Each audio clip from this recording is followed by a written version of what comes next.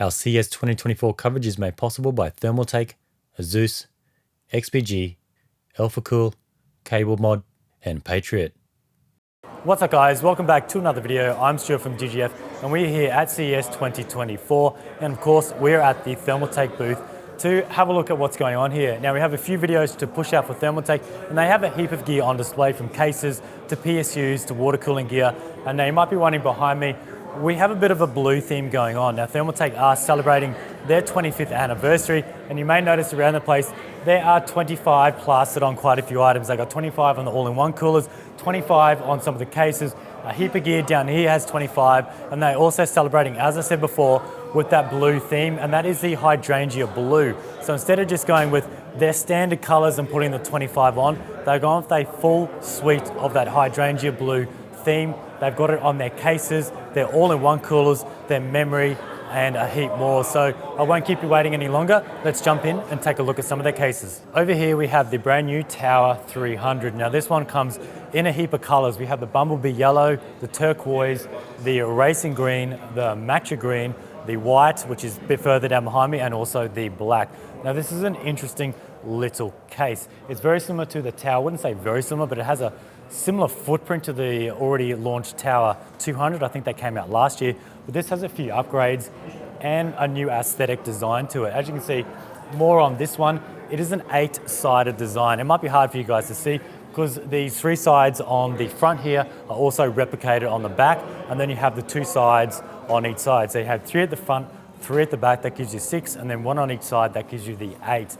Now, I do like some of the features on this one, as if you're familiar with the Tower 200, you really had limited hardware support inside. You only had support for the 240 radiators, and I think the GPUs were a little bit smaller for the support. For here, you can fit in up to a 420mm radiator. That is for an all-in-one cooler. I'm not sure about a custom radiator for a custom loop, as those 420 radiators are a little bit bigger than your standard ones on an all-in-one cooler. There's also room for a 280 up the top. I'll also throw in some B-roll on all of this so you can get a good look at that support as well. There's also support for a 240 at the rear. That might be 280, I'm not quite sure. And then we have room for up to a 5-slot GPU. Not so much for 5-slot GPU, it's giving you 5 slots for your PCI devices, because the motherboard support here, you might be thinking it's MITX, but the motherboard support is up to MATX, which I think is actually pretty good for a case this size, because this isn't much bigger than the Tower 200. And then all these panels I've taken off. These panels just simply push on and off. This one here, once it's done, you just slide it up, and then that just comes off like so. And then to put it back, you just drop it down. So this is a neat little case. Some other support, the GPU can actually run straight down into the bottom. Now this GPU is huge. There are some other ones running a Strix 4090, and there is no issues fitting those in. You can also fit a 120mm fan here. So overall, the fan support I think is pretty decent. We can fit 1, 2, 3, 4, 5, 6, 7, 8 fans in this chassis, which overall is decent for this size. For price on this chassis, I'm not really quite sure. This is CES. A lot of the hardware here is kind of just throwing it out there, see what people think. Some of these cases may not even come to market. There's one over to my left that Thermaltake were like, oh, don't really cover that too much because we're not sure if we're going to launch it. We just want to see what the viewers think about it, and they will go from there.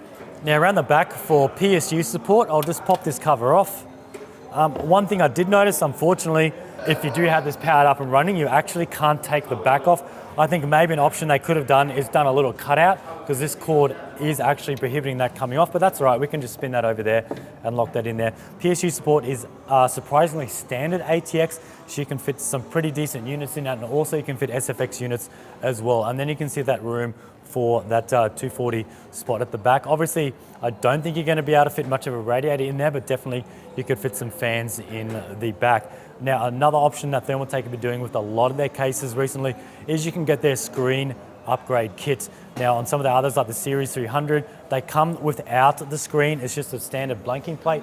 Obviously, if you've gone with the colored one of these cases, just like the other ones, you do want to order the screen color for the case that you've gone with, because you get this whole new fascia as well. Like, you don't have to. If you have the white chassis, you could order the turquoise front cover and you can mix it up a bit and have it a little bit different, but that is the upgrade kit you can go for the Tower 300 as well.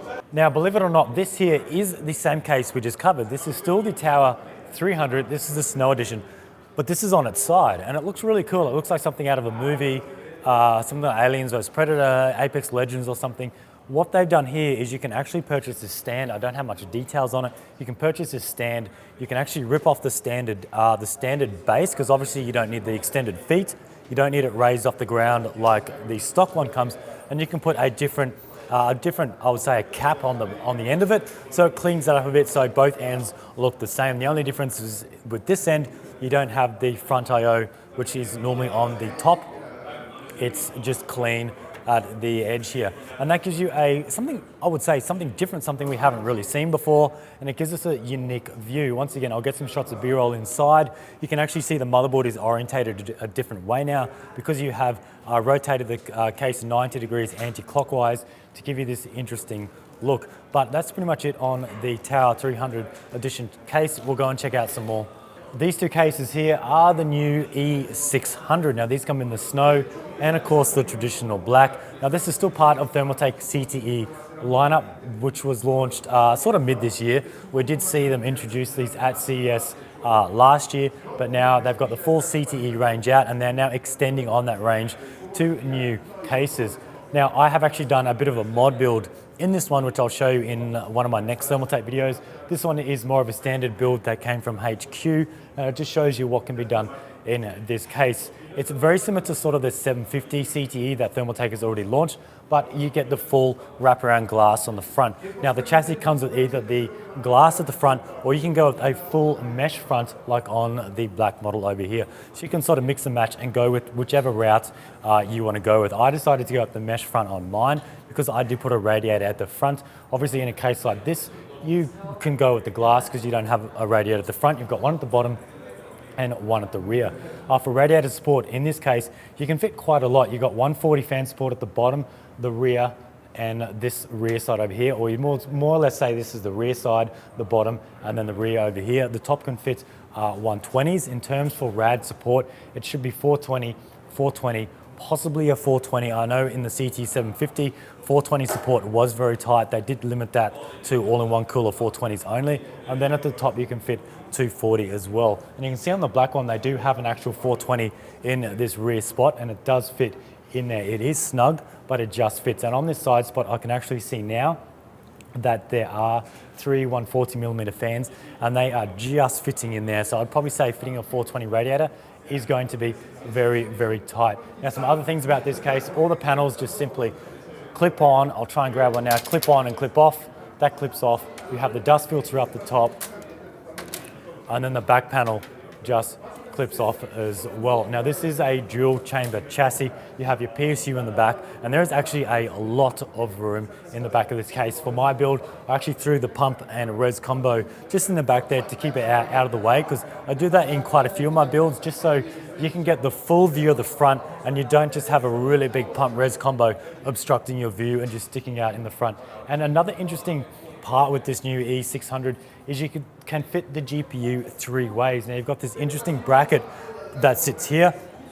Obviously, first up you're going to say, well, plugging in your video cables is going to be very, very hard. As you can see, they're literally nearly going straight into this radiator and fan unit. It's going to be hard, but I guess that's just one option you can mount this GPU. And there's also ways that this bracket, there's mounting holes on this mid plate that allows you to move this bracket further towards the middle of the case or more to the back. So if it's a little bit tight to your fan and radiator, you can move it more in the middle to centralize it, and that'll give you more support. You can also move it so you can have the vertical bracket up the top. In my build, which I've done, the GPU hangs down and you can see the full front face of the GPU. If you're going with a water-cooled unit, you can see all the coolants, and it looks really nice. And it would still look really nice with a standard air-cooled GPU because you would see all the fans as well.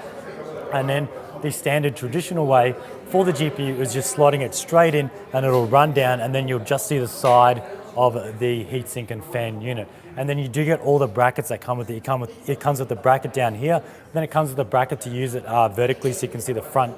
So that is nice as well. The only thing it doesn't come with is the vertical riser cable. And on saying that, Thermaltake does have a new PCIe Gen 4 riser cable. It is this white one, and I've used it in my build, and it does look really nice. Like standing back there, you probably can't even really see that riser cable. It just blends in really nicely. It's got nice rubber plastic on the front that is white.